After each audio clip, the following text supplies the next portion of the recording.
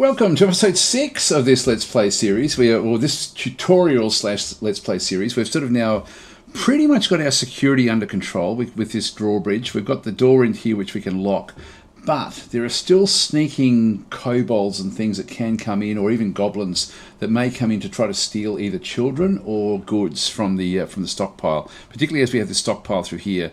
We've got some dogs in through here, so what we're going to do is we're going to grab a stray dog and we're going to tether it somewhere. Now, I need it to have like an area that can be easily tethered. I was going to leave this alone so we can have a door in there, but really we're not going to be able to do that, and there's no other place really to put a dog.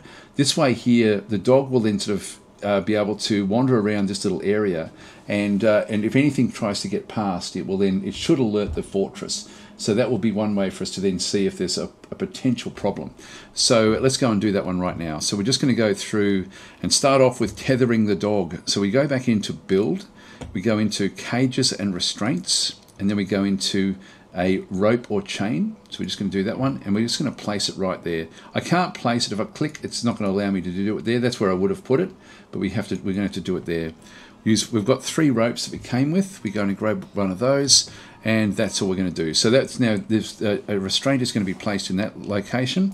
Let's have a quick look and see how we're going with these zones. We haven't started these others just yet. That's okay.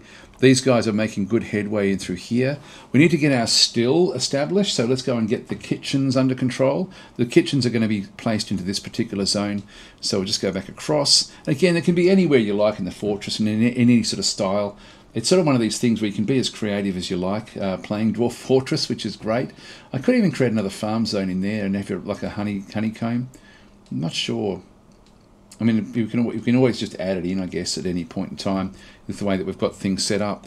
So we'll just go across into workshops. So there's a lot of workshops that are inside other areas. At the moment, we've been using the stone worker, we've been using the mechanic, we've been using the carpenter, and we've been using the crafts dwarf workshop. Now, these are standalone workshops, and most of these actually are. But there's a couple of collections. One is the clothing and leather. If we click on that one through there, there's someone that actually the leather tanned at the tanner shop here to make clothing and tools such as bags and water skins. So we've got like a leather shop there. We've got a loom here, which can actually then turn thread into cloth. We've got a clothing shop, which can actually, and this is quite an important one for us to get in the mid game, like sort of in a probably within the next year or so.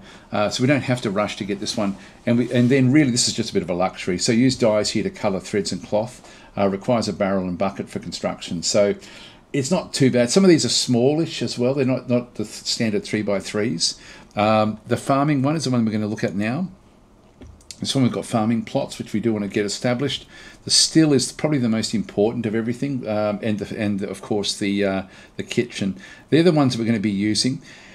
You also have a butcher if you need to butcher animals. Now this can be also quite a valuable one, but there's a trick to having a butcher. You want to actually have it enclosed with a door, because if any of the byproduct isn't stored quickly, it will go off, it will rot. It's a bit of a tricky one. I will do it at some point, but I'm not going to rush into that one just yet. We'll talk about the butchers and the tanners, because they sort of work hand in hand. The fishery is also, like if we do have a fishing area, we can set that one up as well. That can be a fairly good one to have.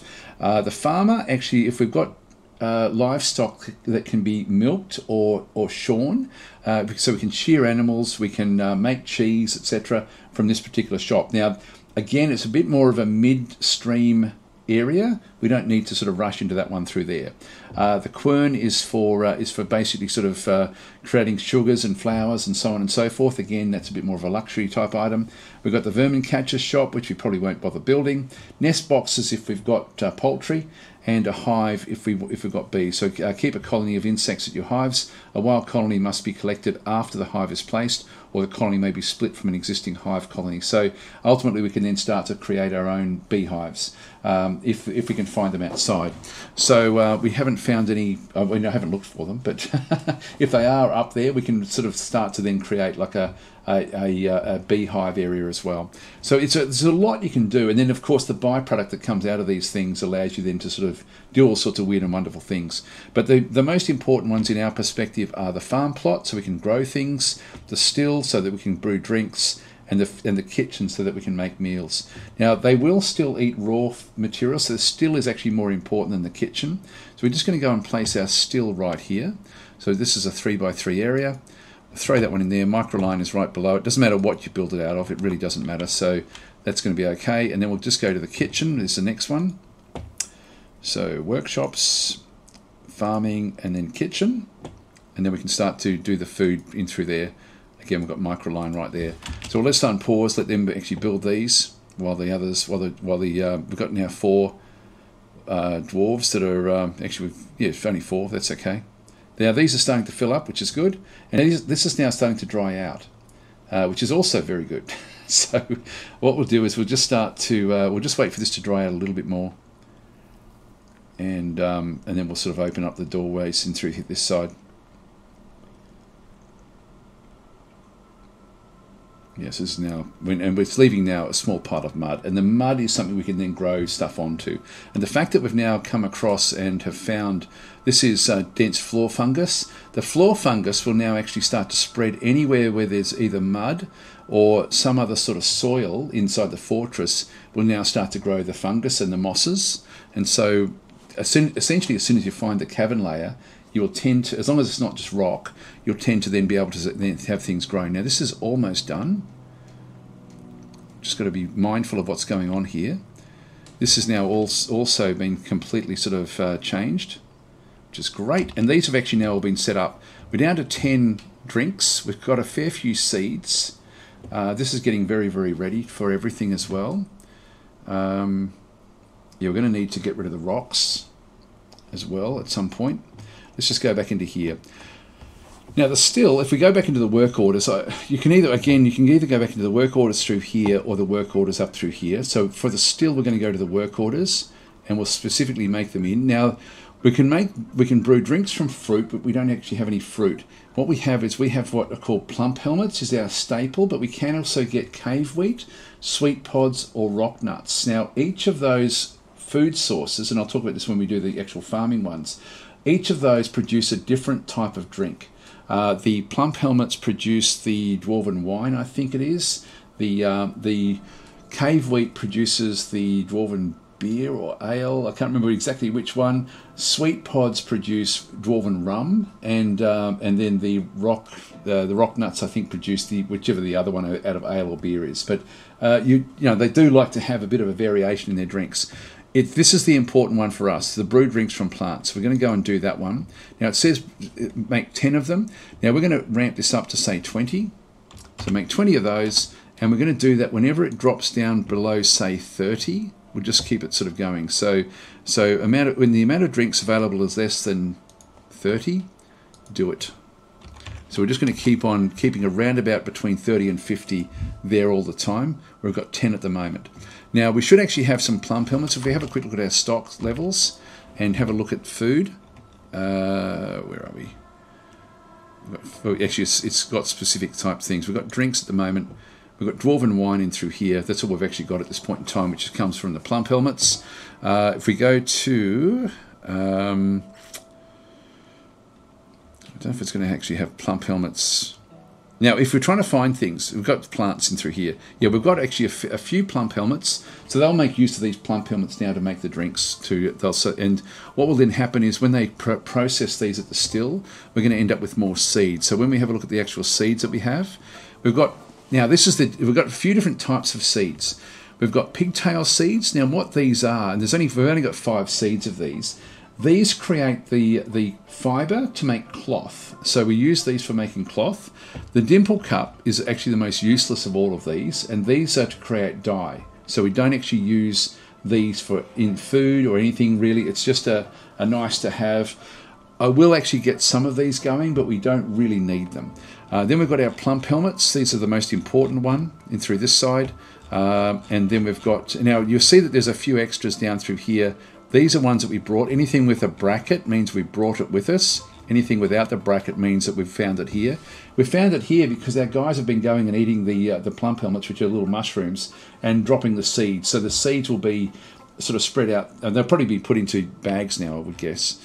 And then we've got cave wheat in through here as well, sweet pods and rock nuts. So we've got 5 of each of these ready to be planted, and so we'll sort of actually ready to be processed. So we're better off making the drinks out of those.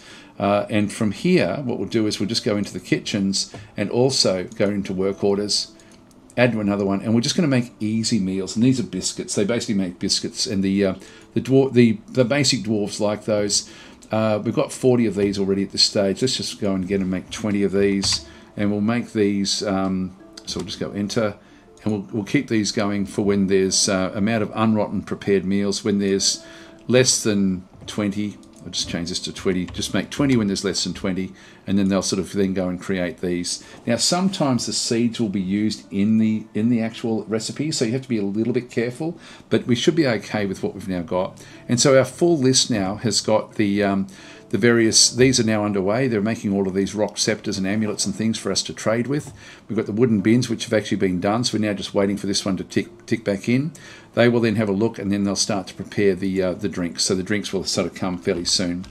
And we won't get accurate numbers up here until we end up with a bookkeeper in the fortress. It's not super urgent, but we will do that one fairly soon.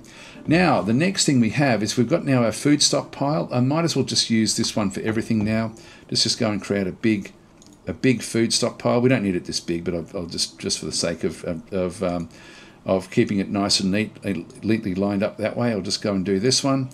And we just go accept, and this one will just go and we'll just take all food at this point in time. So we'll just go across to food, and I don't have to go to custom, but there's all sorts of different types of food in through here, and we won't actually worry about it. Like it's quite a good idea to have like a prepared meal area somewhere separate, just so that anything that has been done will then be where the dwarfs can get quick access to it. We'll do that one after, but there is ways you can sort of finesse these, but. Just a food stockpile in through here. Now, because we're making this a catch-all for all of our food, I'm going to go back up the top and turn off food in here. So we'll just go into this stockpile. Actually, I'll just right-click on that one, go into the stockpile, and this is custom. We're going to go down to where food is and just go none. Because we've got an area to pick up all of these, we'll now just let everything go into the other one. Now, seeds are also part of food, and so the seeds will now be down near where we're going to ultimately have these areas. These are getting closer now. We'll just let these continue on. Yeah, so they're still going down through the channels to pick up rocks and things, which is good. So I'm happy with all of that. And now they're coming in and they're starting to now produce at this still. Yeah, they've got plump helmets in there, so they've actually got 5 plump helmets to then go and they've got a baywood wood barrel, and they'll actually start to now brew drinks from there. If we have a bit of a look, we've now got plump helmet spawn, so they've now created the seeds, and we now have a dwarven wine barrel back in through here. Now you can see it actually goes up pretty quickly. We don't need as what we've got. So let's just go into our, particularly for these, the drinks are like you can almost multiply them by 10. So I'm going to change this one back again. I'm just going to make it so that we only make say 10 at a time, and only when we've got less than 10. Actually, when we've got less than 20, that will do. Yeah, so we don't need as much as what I had sort of prepared there for that one. That'll be fine. So we'll just keep on sort of producing these, and they've got the individual plump helmets. Now we're going to need bins and barrels in here. So what we need to do is because the seeds need to go into bins, and when we start to see things like this, it's just the raw food, and so this is not good. We actually want to have these stored. Now seeds go inside bags, bags go inside bins, so there's actually a bit of a mixture there with the actual getting those things ready. So we're going to go across to this designation for this stockpile and just go across, and you can see we've got 150 maximum barrels.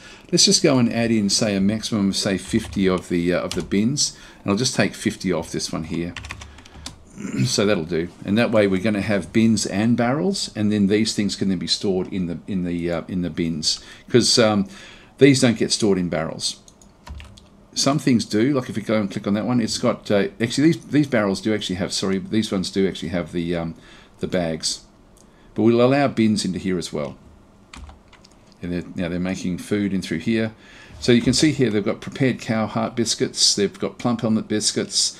All sorts of different things are now being created. And so our food stocks and drink stocks are now under control. But our farming is not yet. So we need to sort of go and get that one under control. What I'm going to do is I'm going to start to break through these areas. This one is now ready to go. We'll just go back up at top and go into here and remove that designation. And we'll just go across now and just chomp our way through these various areas. That will be okay, and we'll just wait until the others finally get what they need. And I'm just going to get rid of these designations, so we'll just go back across. Get rid of those as well. Okay, now this one doesn't actually have any this one's still got water. This one doesn't have water, so it's just a granite floor, so we're not going to be able to make use of that. So I'm just going to make this into a, just again for OCD reasons, make this into another pond. We'll accept, make it a pond, and we'll just watch what actually happens. There'll be one splash of water that will go in there eventually. Just double check how we're going. This one is now ready to go as well. So we'll open this door up and we'll stop the pond here. So I'll now just go back into this zone, click on that one and remove that. We'll now go to this zone and activate this one back again. So somebody will come here eventually. And I should just cut my way through here as well, just to sort of get rid of that zone. Actually, that's still just cavern floor as well. Okay, well in that case I'm just going to go back up and open this pond as well. So I'm probably going to have to do this with each of these just a little bit, just to give it another little splash of water back in on top, just to get everything, just to get mud everywhere. We'll just accept, make it a pond, which means I'm going to have to actually ultimately channel this out as well. And that one is actually okay. We don't actually have another problem in there. And that one we don't have an up ramp either. So we'll just cut our way through there. And when that was done, we'll just go in and get rid of this one as well. This has now got the splash of water. We can now go back up. Pits and ponds, remove. That one's still not done. That one's now done, so somebody's just come and done that. Remove. And so now that we've got these areas can now be planted. So I think we can do this over here. We'll just have a bit of a look and see. So if we now go back across, we've got heaps of time in this episode. It's good. So what we'll do is we'll now come back across. We're now in late summer. Actually, one thing we're going to have to do is set up our trade caravan.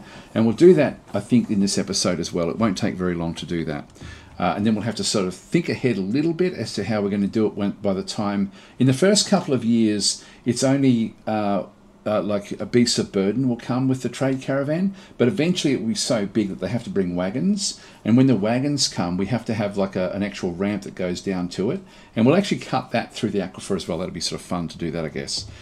I'm assuming it'll be fun. I hope it will be fun.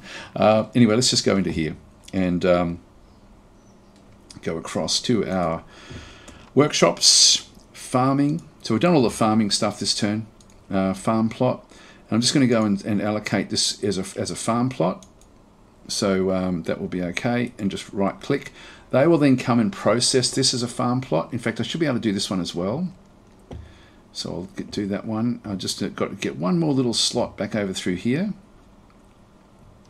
By the way, the animals don't need the farm plot as such. They just need the native grasses to grow in the mud. That will happen pretty much straight away anyway. These are all looking good.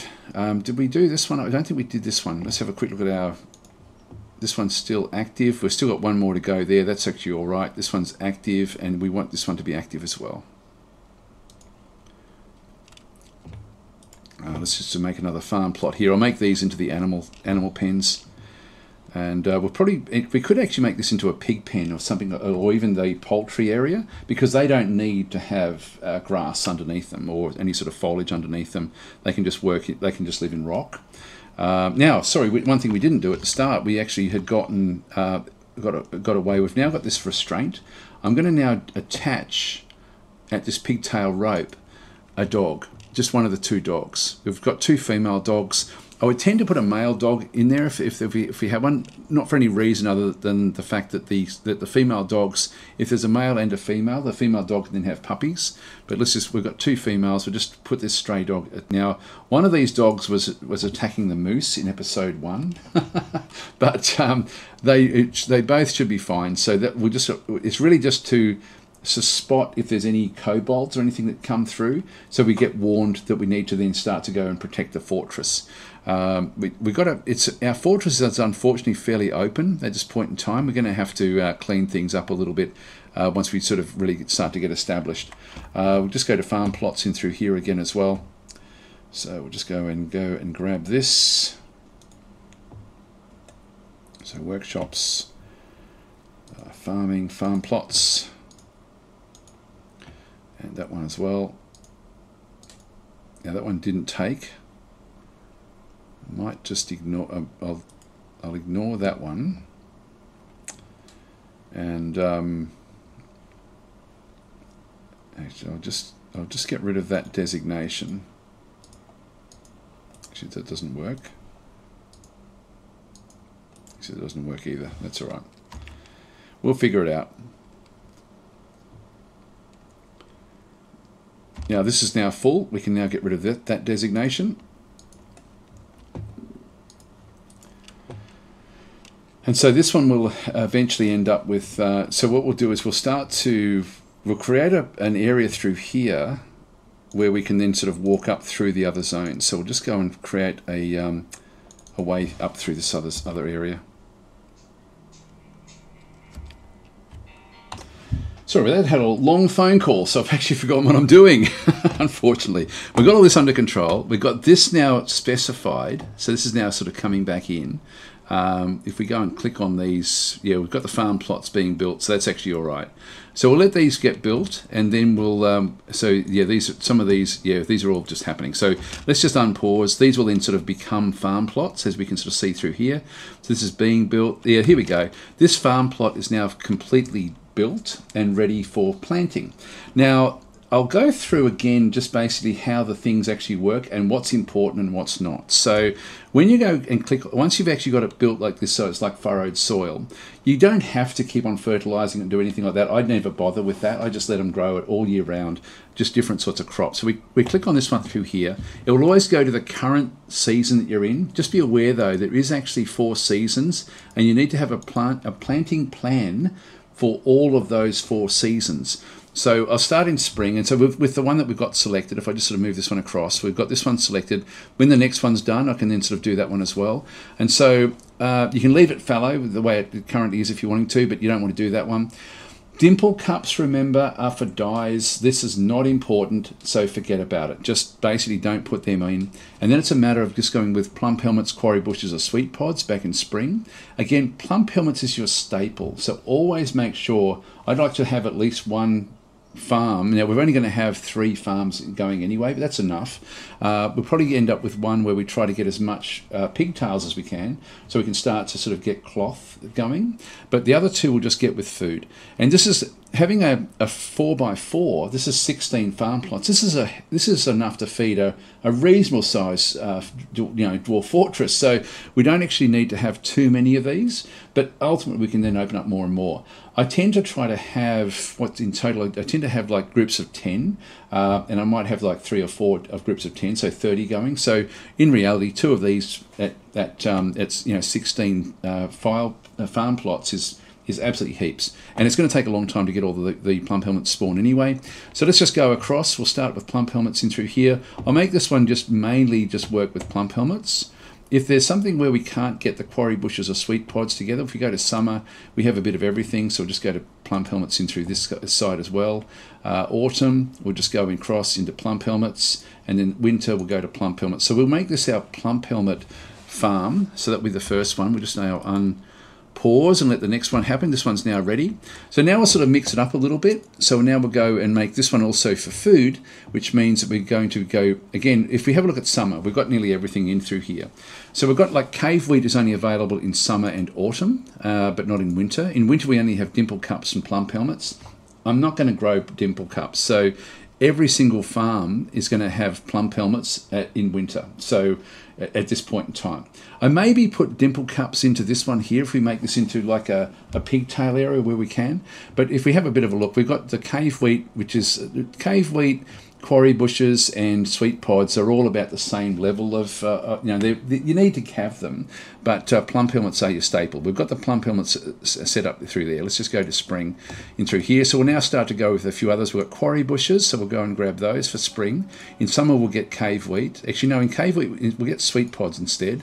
In autumn, because we don't actually have sweet pods in autumn, so we'll go cave wheat in autumn, and then winter we'll go back to plum helmets. So we're just getting a mix of the other three, other than plum helmets, and then just maximising plum helmets for the winter. We'll wait for the next one to come. So I'll sort of come back through. Now, they may not quite have all of this. Yeah, they don't actually have all of this. I might, with that one there, I don't know if we can actually go back and create another. I'm not sure if we can do this. I'm going to try to actually... we're missing one square, and I'd like to get that one square. There is actually a bit of water on there, so it's actually not showing the cavern floor. It's not actually an up ramp. We need the small pile of mud, and we don't actually have the small pile of mud there, so maybe we won't be able to do this one. Anyway, this one we're going to be going with pigtails. So we go to spring. We don't have pigtails, and so I don't really want to have dimple cups. I'll just go with more plum helmets. Actually, probably... Let's go with sweet pods again. I'll go that way because we make sugar out of these as well. Summer we'll actually go with pigtails. So wherever we can get pigtails, we'll do pigtails. Autumn pigtails, and winter plum helmets again. And so we're not going to have like some of these. We're never going to have enough spawn to really sort of maximise all of that food. But over time, this will then start to grow. These guys in here now are starting to now grow things. So we're now starting to see the different spawn that's now being placed inside the actual element through there. So we'll just let them go through. We can actually fertilise or not set to not fertilise. So I'm just going to let things go as I say. I'm not going to worry about fertilising these at all. It's a little bit beyond the scope of where we currently are. So we'll leave that one where that is. And so we've now got the farms. We've now got the stills. The next thing that we want to set up, and we're actually out of time, so I'll do the trade caravan next turn. We're now into late summer anyway, so we might as well do that, and then we'll actually do the trading, because there won't be much that should actually happen now, but things will start to ramp up potentially from the winter onwards, where we may start to get invasions and things. But we've got 10 population, so we've got like one extra person that's come in. Actually, do we have anyone else that arrived? Have a quick look at the population again. Who have we got? You've only got the one monster hunter. I've got way too many tree cutters, but they're doing other jobs as well, so it's not their main job. This just allows them to walk around with an axe, so it just keeps them with a little bit of protection. And then the miners walk around with a pick, so at least all of the actual dwarfs are armed, even if it's not very strongly. They've still at least got an armed, like they can still do things. Yeah, everyone's now planting seeds or sleeping, which is great. I think we're done for this episode, guys. I think there's what else is there? We're going to be going down now and sort of preparing the rest of the fortress. This is actually going to be our workshop layer. Let's actually go and start to maximize this layer through here. So we'll just go back and I'll just start to plan. Now I'm going to just create I tend to create either 3 or 4 groupings of these. So we'll just do the same thing in through this side on both sides. And these will be our standard workshops. So we'll just get those sort of happening. Central corridor running through the middle, and then just essentially just a doorway that sort of then leads in. So this will be just literally for workshops. Let's also go down another couple of layers and just start the actual bedrooms as well.